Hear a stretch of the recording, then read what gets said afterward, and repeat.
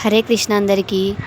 అర్జునుడు శ్రీకృష్ణునితో ఇలా అంటున్నాడు, ఓ అచ్యుత, నేనిప్పుడు ఎవరెవరితో యుద్ధం చెయ్యాలో యుద్ధం చేయడానికి సిద్ధపడి వచ్చిన అట్టి వారిని ఎంత దూరంలో ఉండి నేను చక్కగా చూడగలుగుతానో అంత దూరంలో రెండు సేనల మధ్య నా రథాన్ని నిలుపు అని అన్నాడు. అసలు ఇలాంటి సంకల్పం అర్జునునిలో ఎలా కలిగింది? ఒక అద్భుతం జరగడానికి ఇదే పునాది. ఆ సంకల్పాన్ని కల్పించినవాడు హృషికేశుడే. ఆయన హృషికాలకు ఈశుడు కదా.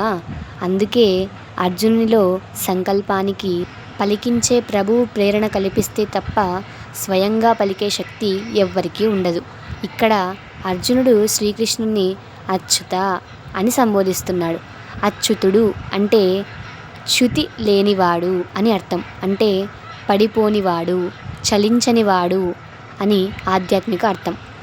శ్రీకృష్ణుడు తన స్వస్థితి నుండి పడిపోనివాడు, తన స్వస్వరూపం నుండి చలించనివాడు, ఎల్లప్పుడూ తాను పరమాత్మను అనే స్పృహలో నిలిచి ఉండేవాడు. అందుకే ఆయన అచ్యుతుడు.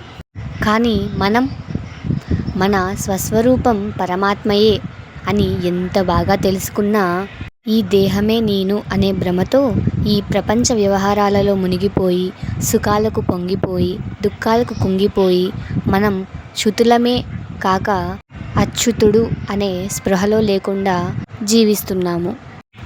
మనం కూడా దేహం ఏ వ్యవహారాలలో మునిగి ఉన్నా మన స్వస్థితిలో నిలిచి ఉంటే, నాటకంలో ఏ పాత్ర నటిస్తున్నా మన యథార్థ స్థితిని మరవకుండా ఉన్నట్లుగా ఉంటే మనం కూడా అచ్యుతులమే. ఈ స్థితిని సాధించేందుకు ఉపాయం చెప్పేదే భగవద్గీత. మరింత డీటెయిల్గా నెక్స్ట్ వీడియోలో తెలుసుకుందాం. Until then, Radhakrishna.